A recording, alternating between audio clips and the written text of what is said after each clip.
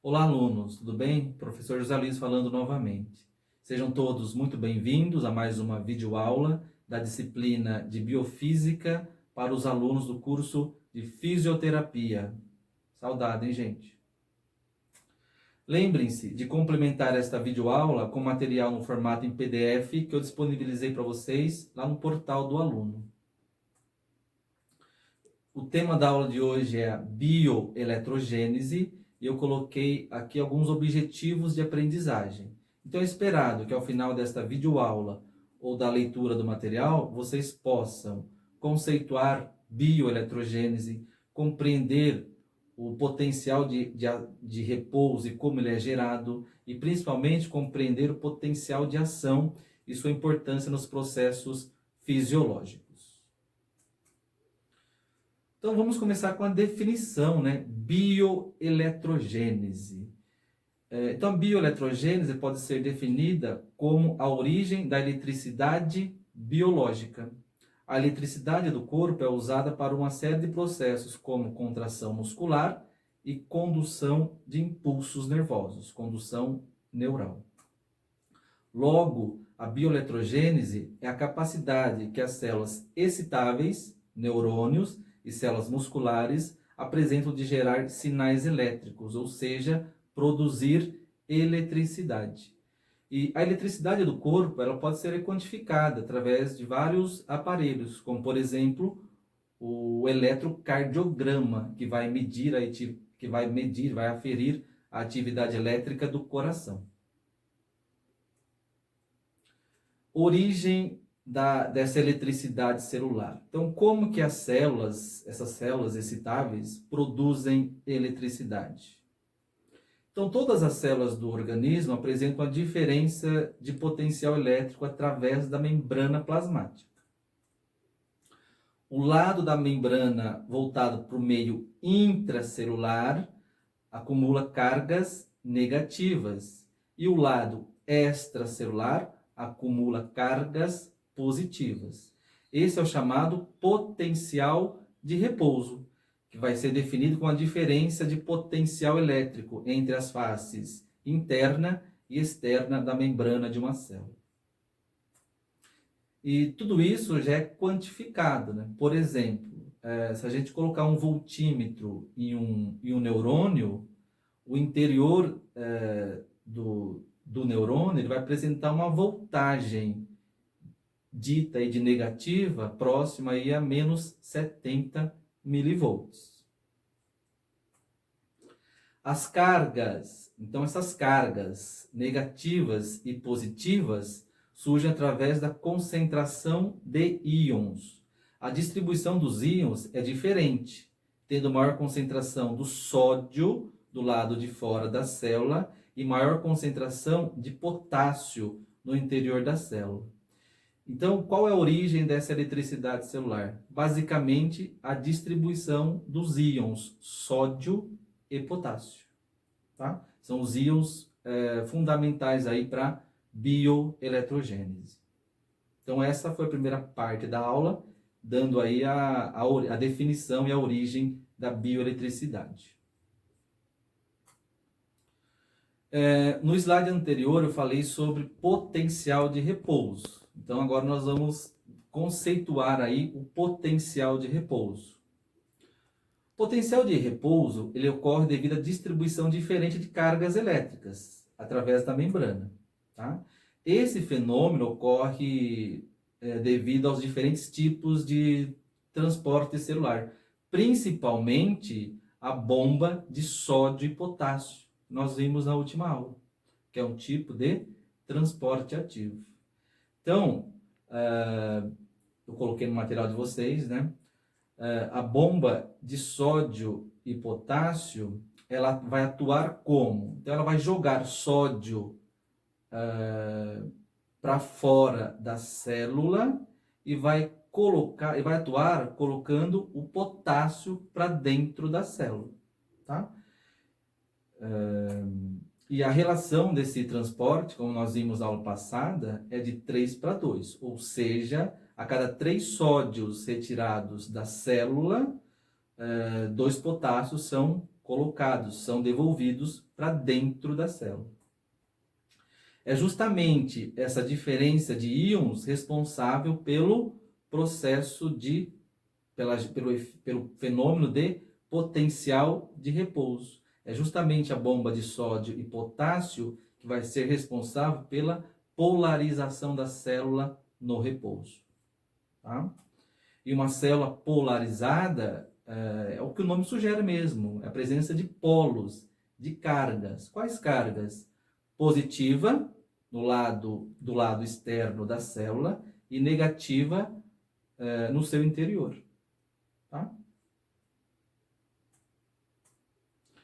E é só a bomba de sódio e potássio que contribui para a polarização da célula? Em termos quantitativos, sim, né? É o principal fenômeno responsável pela polarização da célula.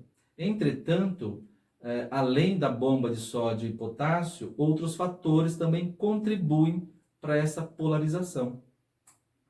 Como, por exemplo, no lado interno da célula, nós temos o potássio e a presença de ânions orgânicos. Esses ânions orgânicos nada mais são do que proteínas com carga negativa. Tá? Essas proteínas apresentam baixa permeabilidade, ou seja, elas dificilmente conseguem atravessar a membrana plasmática.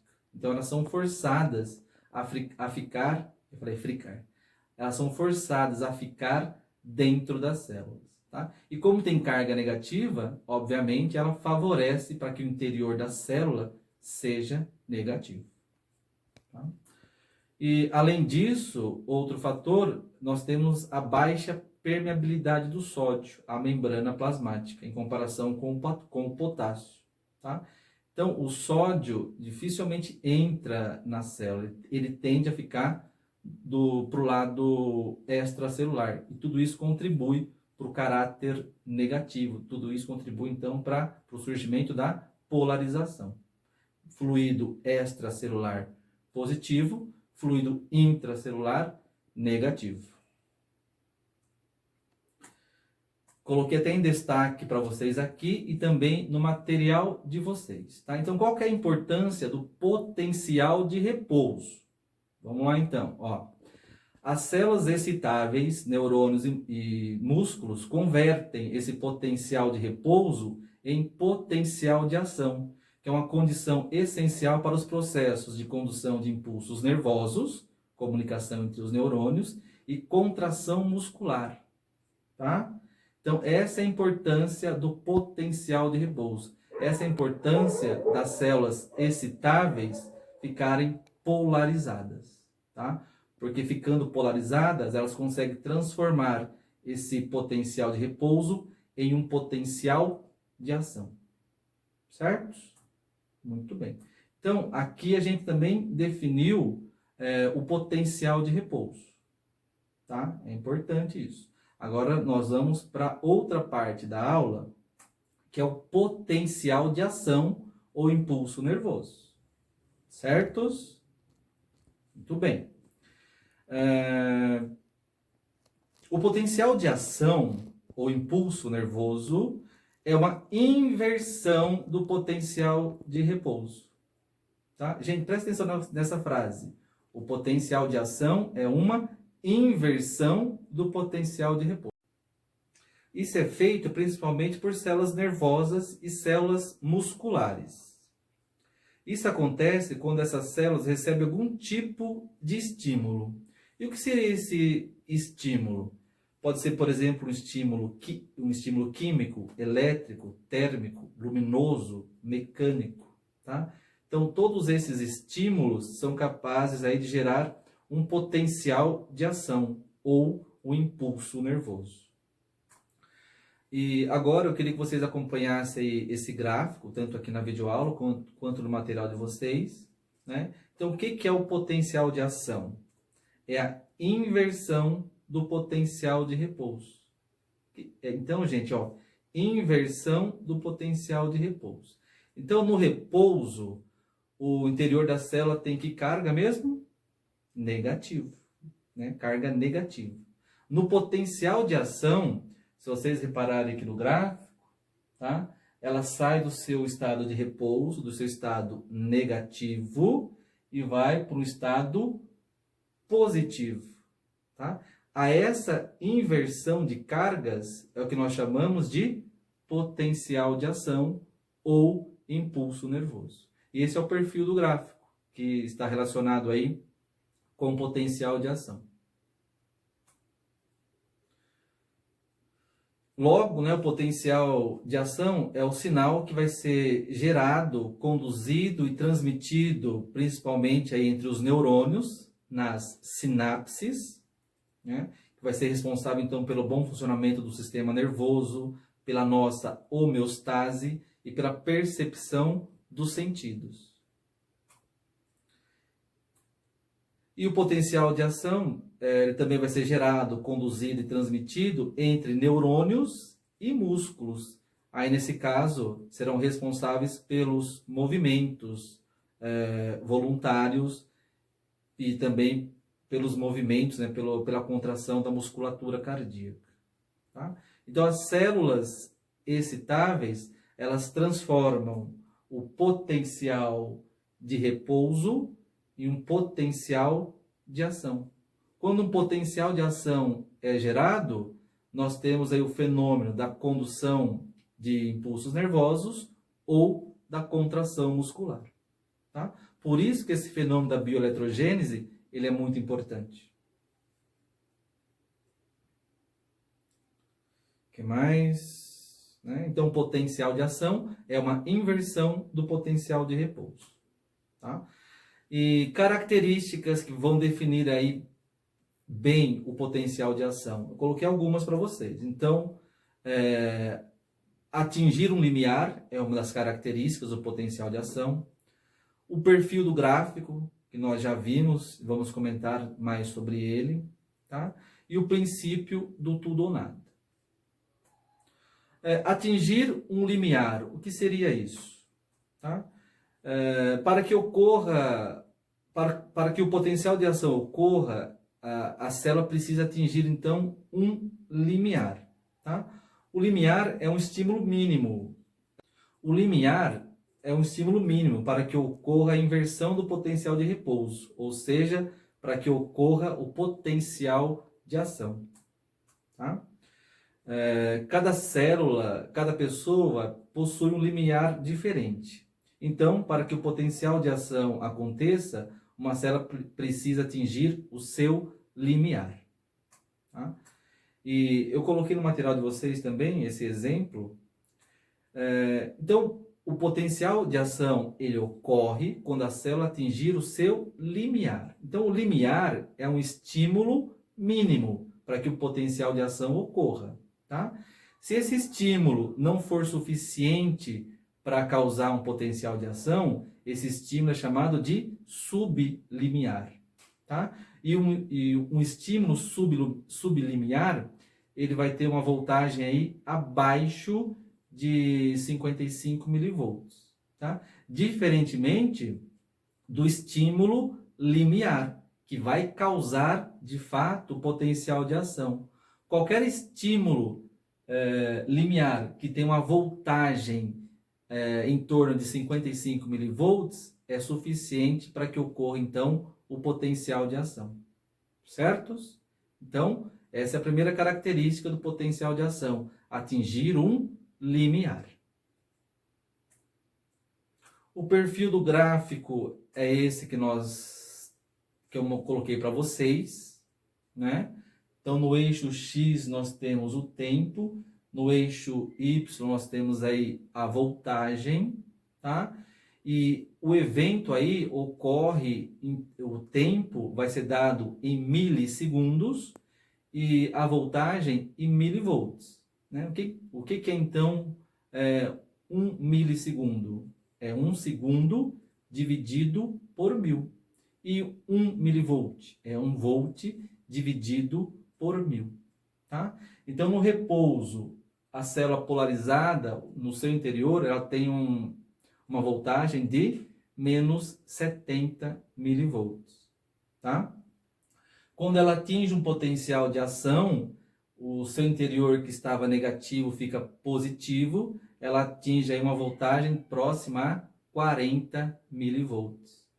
E isso é tudo muito rápido, numa fração de segundos, né? Na verdade, isso ocorre em 2 milésimos de segundos.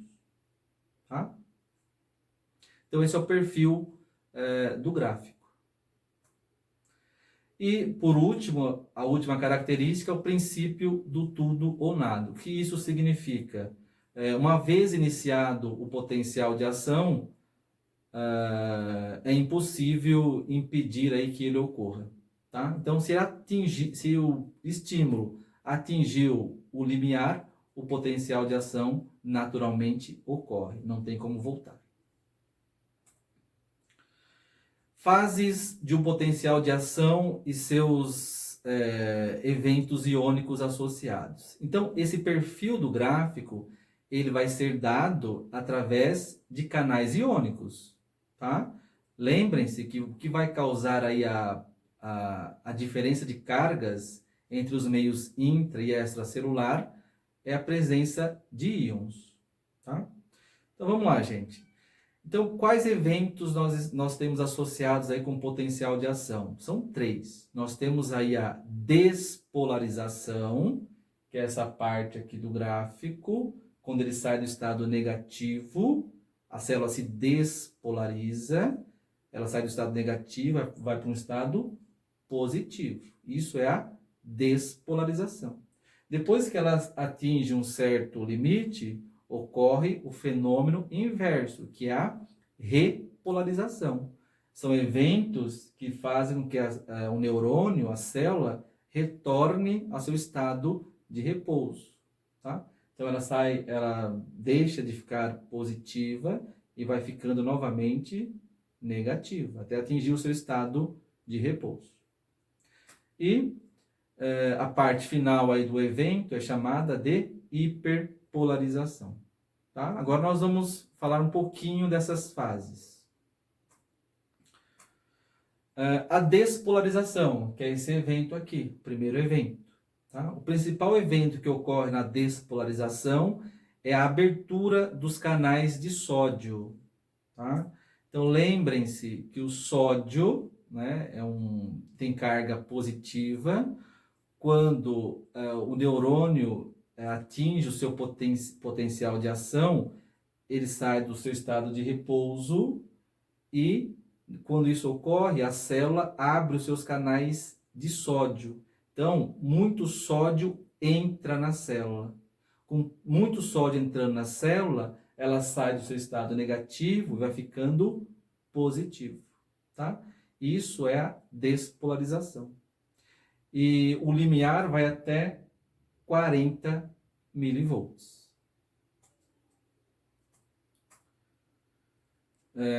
Então, como já foi falado, né, na despolarização, os canais de sódio se abrem por estímulos diferentes. Né? Quais estímulos? Estímulo mecânico, estímulo térmico, estímulo elétrico, estímulo químico, estímulos luminosos.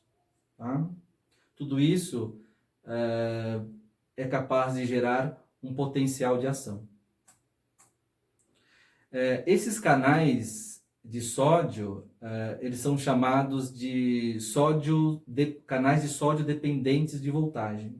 Ou seja, eles são ativados durante o potencial de ação.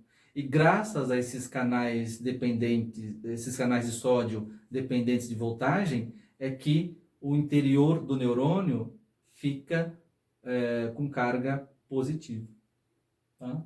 Graças a esses canais que ocorre, então, o potencial de ação. Uma coisa muito importante agora, só para vocês se contextualizarem. Ou seja, então nós percebemos algo no ambiente por conta dos canais de sódio especializados, que recebem essas informações e participam da geração de impulsos nervosos.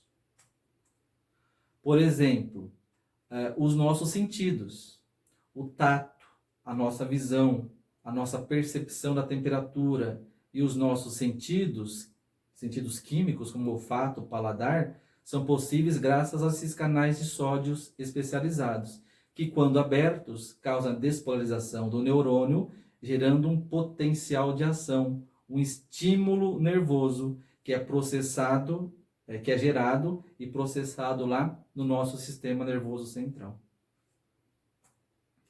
Então, através da bioeletrogênese, através do potencial de ação, é possível a comunicação entre os neurônios. E graças a essa comunicação entre os neurônios, nós podemos aí perceber aí qualquer estímulo ambiental que atinge o nosso corpo, tá? Isso pode se dar através da percepção dos nossos sentidos, como já foi falado, visão, tato, olfato, paladar, certo?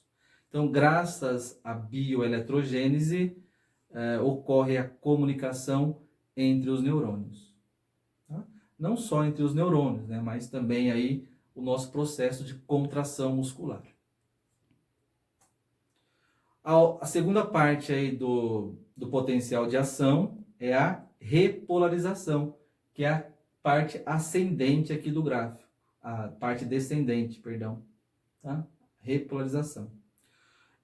A repolarização é o processo de restauração da polaridade da célula, ou seja, o neurônio vai trabalhar no sentido de manter o seu estado inicial de repouso. Os principais eventos da repolarização são, obviamente, né, os canais de sódio que estavam abertos, agora eles são fechados. A primeira coisa que ocorre, tá? E a segunda coisa que ocorre é a abertura dos canais de potássio. Ou seja, o neurônio, a célula, começa a liberar potássio de dentro, ela libera potássio de dentro da célula, ficando apenas aí com aquelas proteínas de cargas negativas. Tá? Então, a saída de potássio e a presença apenas de proteínas de cargas negativas contribui para que a voltagem diminua. Tá? Então, excesso de saída de potássio, vai causar uma hiperpolarização. Tá? Vai chegar uma hora que vai sair tanto potássio que a célula vai ficar carregada só de ânions, de proteínas, só com carga negativa no seu interior, de modo a ficar hiperpolarizada, que é o terceiro evento do potencial de ação. Tá? Então, o que é a hiperpolarização? Esse termo representa um estado celular em que temos o lado interno do neurônio muito eletronegativo. Tá? É tão negativo que ele fica próximo de menos 90 milivolts. Tá? Nesse estado, esse neurônio hiperpolarizado, ele não consegue conduzir um outro impulso nervoso. Ele não consegue gerar um outro potencial de ação. Tá? Aí o que acontece? Como que a célula volta ao seu estado normal? Aí nós temos de novo a atuação da bomba de sódio e potássio. Tá?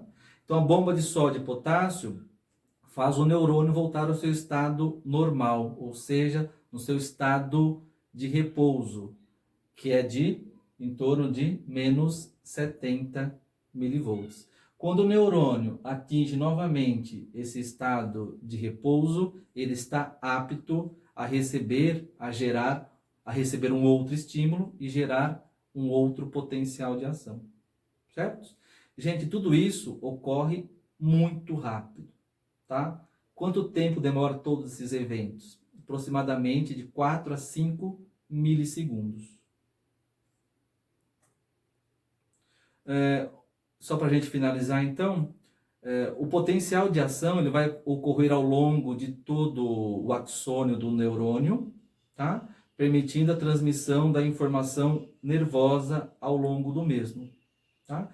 E graças a isso vai ocorrer a comunicação entre o neurônio e entre os neurônios, tá? Até esse fluxo de informação chegar ao nosso sistema nervoso central. Certo? Tudo bem, gente. Então, essa foi a temática da aula, né, de bioeletrogênese. Eu espero que vocês tenham compreendido a definição, né, de bioeletrogênese, de potencial de repouso e potencial de ação. Tá? É isso que vocês devem saber na aula de hoje. Tá? Agora eu queria que vocês se dirigissem ao portal do aluno, tem algumas questões em atividades online. Por favor, façam. Certo? Muito bem, gente. Boa noite.